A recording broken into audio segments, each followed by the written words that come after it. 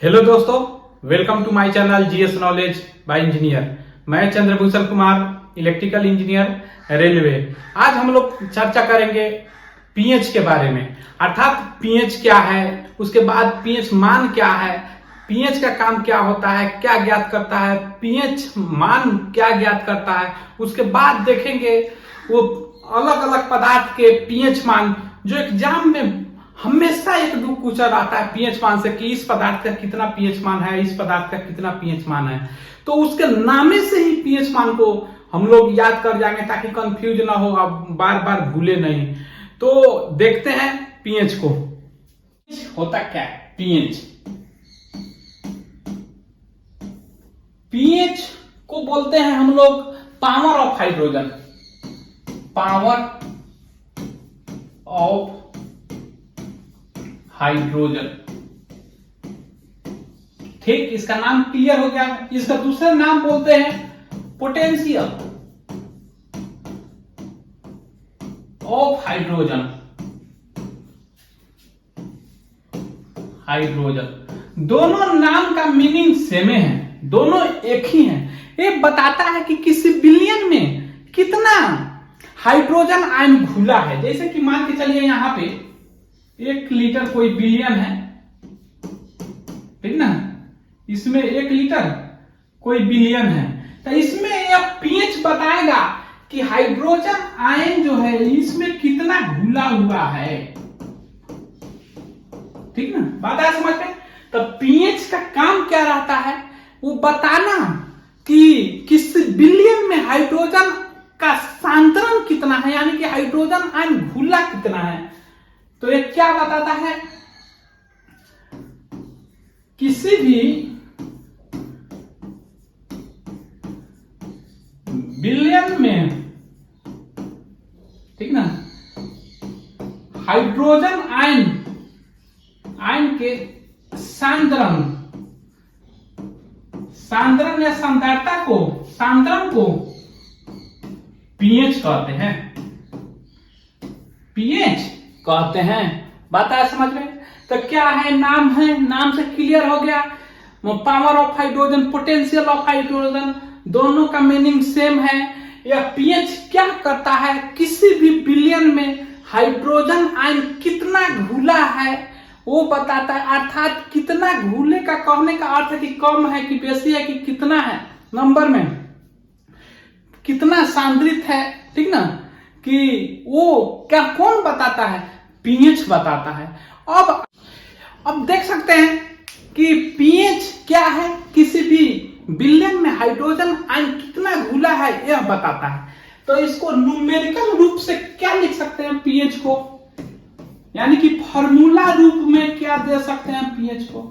PH बराबर होता है लॉग माइनस लॉग, ठीक ना, हाइड्रोजन आयन का कॉन्सेंट्रेशन या सांद्रण। तो पीएच बराबर क्या हो जाता है,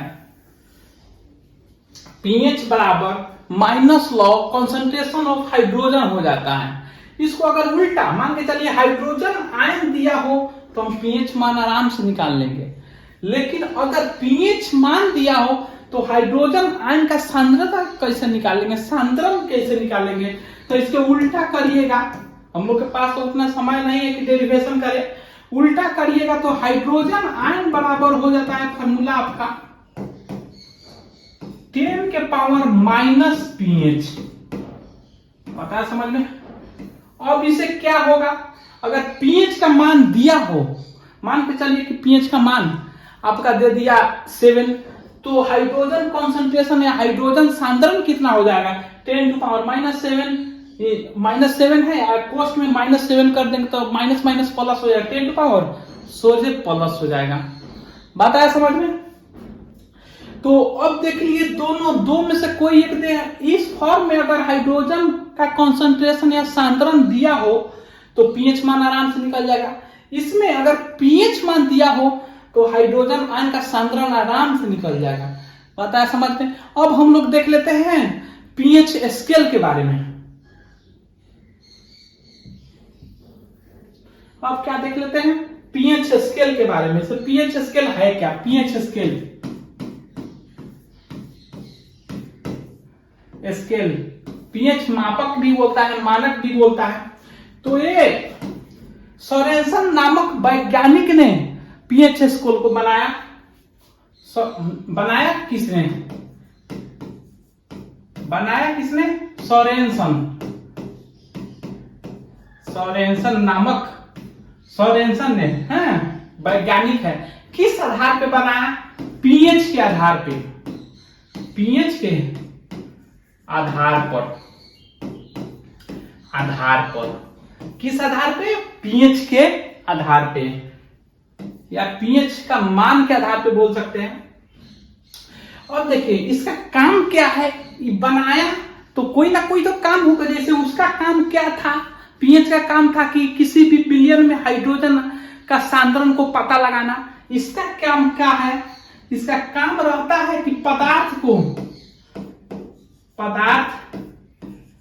के प्रकृति को बताता है, प्रकृति के बताता है, अर्थात प्रकृति के बताना। प्रकृति के बताना मतलब क्या? पदार्थ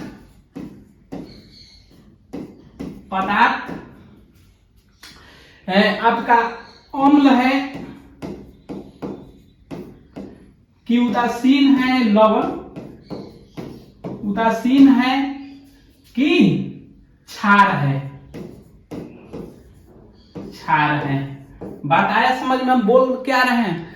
पीएच बता रहा था हाइड्रोजन आयन के सांद्रण को, और पीएच जो स्केल है, पीएच मान में पीएच स्केल क्या बताता है, या पीएच मान कहिए, इसी को पीएच मान भी बोल सकते।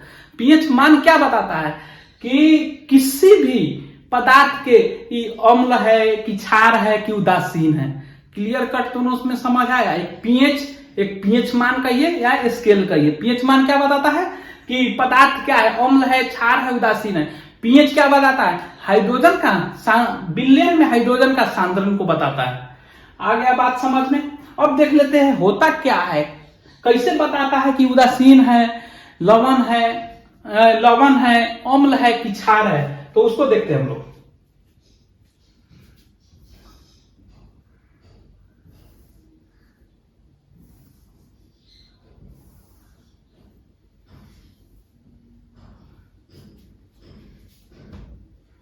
जैसे देख सकते हैं यहां पे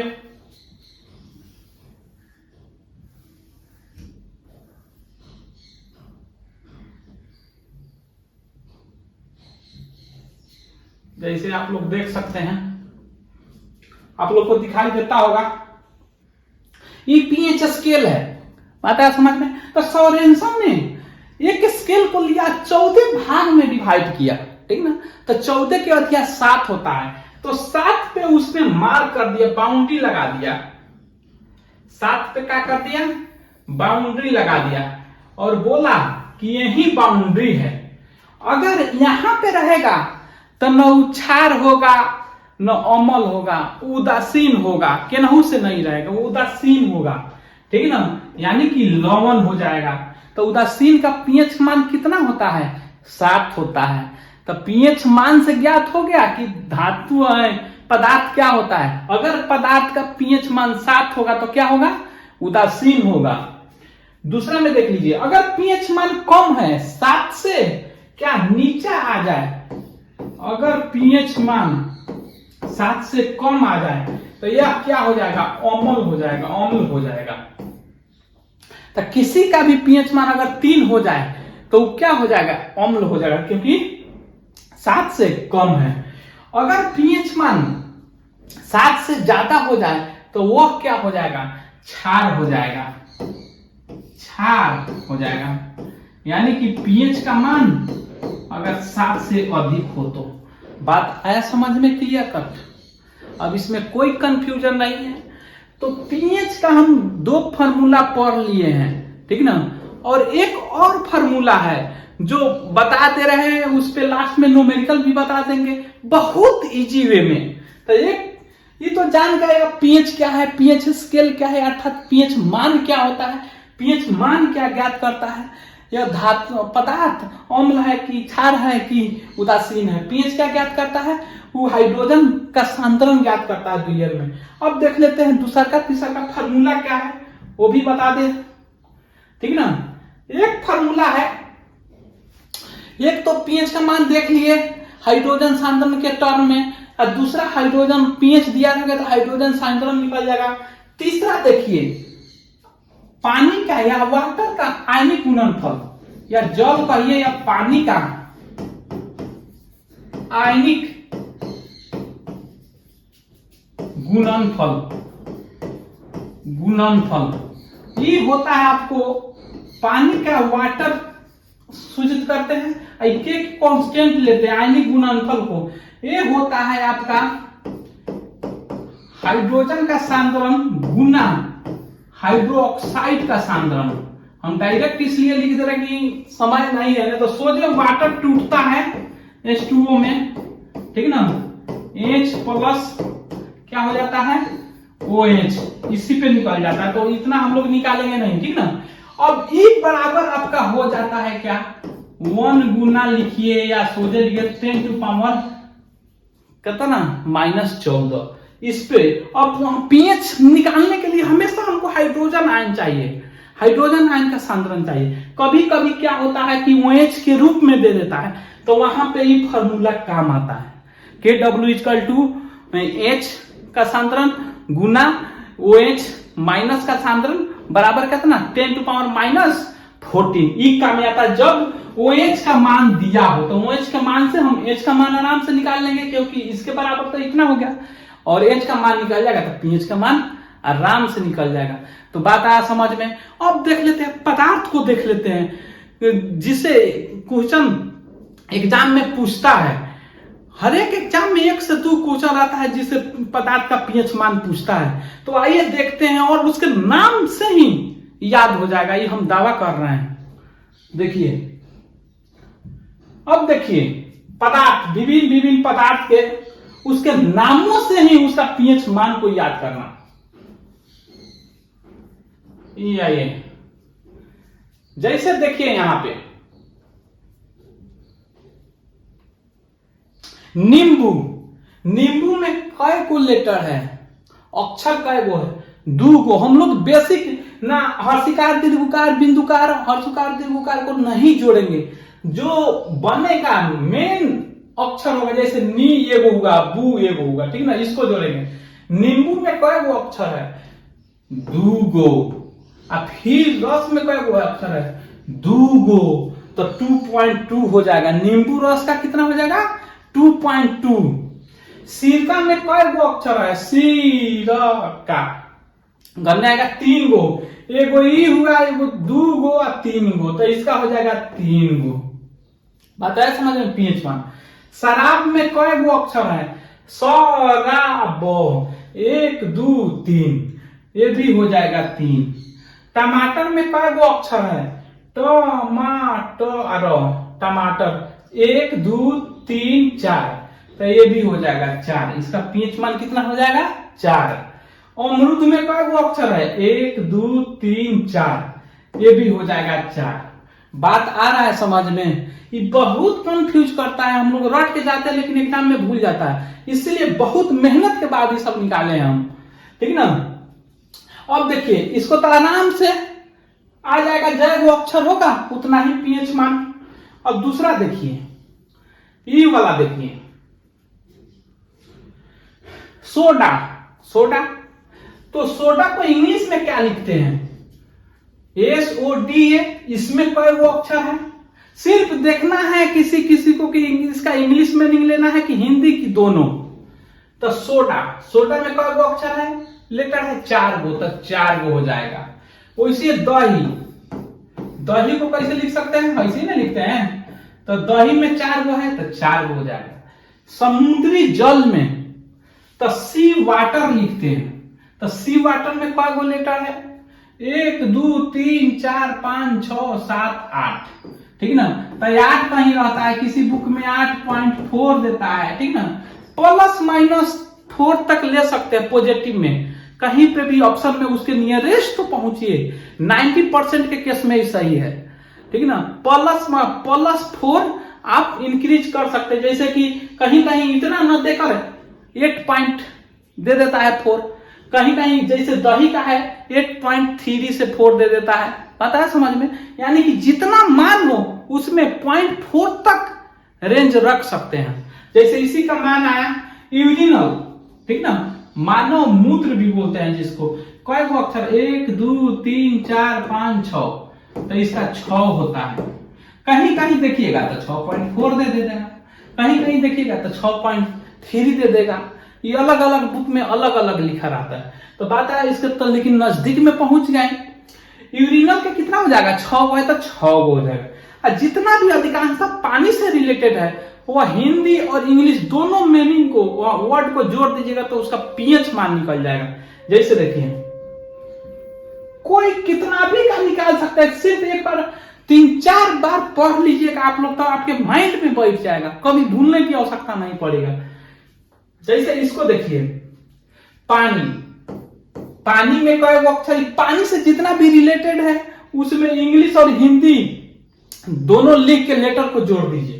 पानी में 2 गो और वाटर का 1 2 3 4 5, पता है समझ में? तो 5 और 2 7, पानी का कितना हो जाएगा? 7। वैसे ही पानी जैसा दूध रहता है, दही जम जाता है, ठोस हो जाता है। दूध में देखिए, दूध में 2 और मिल्क इसको लिखते क्या? 1 2 3 4, तो इसका कितना हो जाएगा? 6। वर्षा, जो वर्षा के पानी आता है उसका मान कितना होता है? तो वर्षा 2 और रेन, ARAIN, रेन, तो 4 वही हो गया। तो कितना हो गया? 4 और 2 6। वैसे खून, ब्लड, ठीक ना, तो खून में देखिए 2 और 2 4 1 5 और 2 7 हो जाता है। तो 7 कहीं कहीं देता है, कहीं 7.4 देता है, एक्चुअल में देता है 7.4। पता है समझ में? तीनों के लगभग बराबर होता है, खून का, आंसू का, और उसके बाद एक और ह्यूमन लार का लगभग 0.1 का डिफरेंस रहता है। तीनों के बराबर आता है। जो मानव से रिलेटेड, आदमी से रिलेटेड रहता है क्या का, देखिए एक में हो गया आपका ब्लड, खून। 2 में क्या हो गया? यहाँ पे दिया हुआ है आंसू। जब खून बहता है, कट जाता है तो आंसू निकलता है, ठीक है ना। तो आंसू का और मानव लार का, ठीक है ना, कितना होगा? तीनों के लगभग 7.4 लेके चलिए, 0.1 में इधर उधर हो सकता है। ये तीनों को याद कर लीजिए कि हाँ 0.4 है। एक का मानव लार का होता है 7.5, लेकिन उसको भी याद कर लीजिए, तीनों याद रहेगा हमेशा के लिए। तो इसको देखिए, लेकिन इससे देख लीजिए, आंसू के 2 और टीयर्स को लिखता है, आंसू को क्या? टीयर्स, तो 5 ही 7, तो 4 अधिक ले सकते हैं, 0.4 बोले हैं, 7 अप्रॉक्स आ गया, 0.4 तक रेंज रख सकते हैं। वैसे ह्यूमन लार, ह्यूमन में 5 और लार में 2 7, लेकिन इसका एक्यूरेट कितना होता है?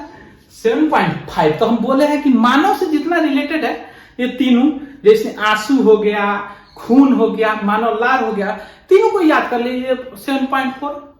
7.4 दो का तो एक्यूरेट में 7.4 होगा करता है। देखो लार का थोड़ा सा 0.1 ज्यादा होता है, उसको भी याद कर लीजिए। खून, लार, क्या आपका आंसू, तीनों को 7.4 याद कर लीजिए। तो आशा करते हैं कि जितना भी पढ़ा है आप लोग को समझ आया होगा। अगर आप लोग नए हैं तो प्लीज मेरे चैनल को ठोकिए, अगर समझ आया हो तो ठोकिए, सब्सक्राइब और लाइक करिए, कमेंट करिए। Thank you.